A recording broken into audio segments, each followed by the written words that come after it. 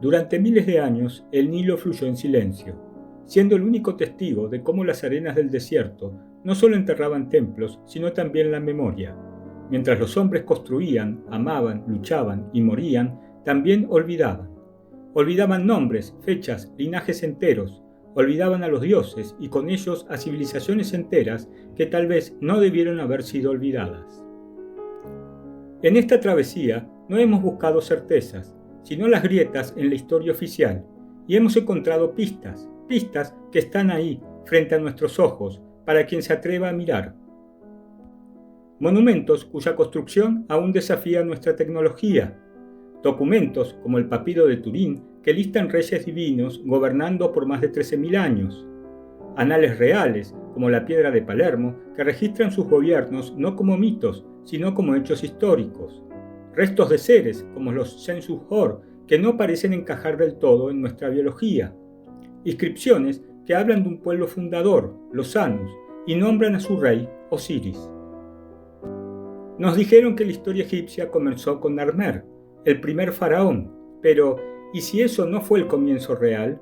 ¿Y si fue solo el primer capítulo de un libro mucho más antiguo, un libro del que solo sobrevivió la parte final? Nos enseñan a separar la historia del mito, a trazar una línea clara entre lo real y lo imaginario. Pero, ¿y si para los antiguos esa línea nunca existió? Nos enseñaron que los dioses eran invenciones para explicar lo inexplicable. Pero los antiguos egipcios no los llamaban dioses, en nuestro sentido de la palabra. Los llamaban los Neteru, los guardianes, los principios. Los llamaban reyes del tiempo, sabios, seres que caminaron entre ellos y le enseñaron a vivir. Hablaban del Septepi, la primera vez.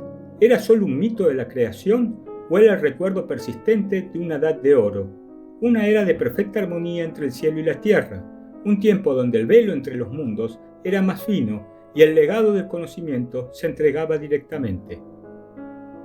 Si hubo una civilización anterior tan avanzada, no desapareció por accidente, fue enterrada, silenciada, quizás censurada con una elegancia trágica, convirtiendo a sus reyes en mitos para preservar su memoria sin amenazar a los nuevos poderes humanos.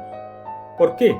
Quizás para dar paso a una nueva era, una que necesitaba que el hombre se viera a sí mismo como el único creador de su destino. Tal vez, durante milenios, no estuvimos listos para recordar, o quizás el momento es ahora. Estamos empezando a despertar, a dudar de las historias que nos contaron, a buscar nuestras propias respuestas, y ese simple acto de dudar ya lo cambia todo, porque cada vez que mirás a las pirámides y te preguntás cómo, cuándo, por qué, cada vez que se siente que algo en la historia no cuadra, esa es la memoria tratando de abrirse paso, no en los libros, sino dentro de ti. Porque quien mira con nuevos ojos descubre que las ruinas no están muertas, están esperando. El viento que silba en el Karnak no es solo aire, son los ecos de cánticos perdidos.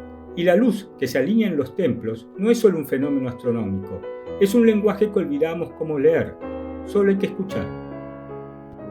Tal vez los dioses no fueron creados para dominar, sino recordados para no desaparecer, y su legado, aunque fragmentado, disperso y velado, sobrevive, vive en cada pregunta que nos atrevemos a hacer.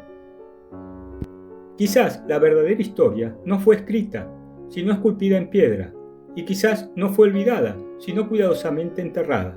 No estamos aquí para imponer una verdad, sino para encender una chispa, porque tal vez la historia de Egipto no ha terminado de comenzar. Siempre me he preguntado, si existió una civilización anterior, ¿dónde están las pruebas? Bueno, quizás las pruebas siempre estuvieron ahí. Mi nombre es César, esto es Misterios Ancestrales. Me encantaría saber tu opinión. Escribime. Gracias.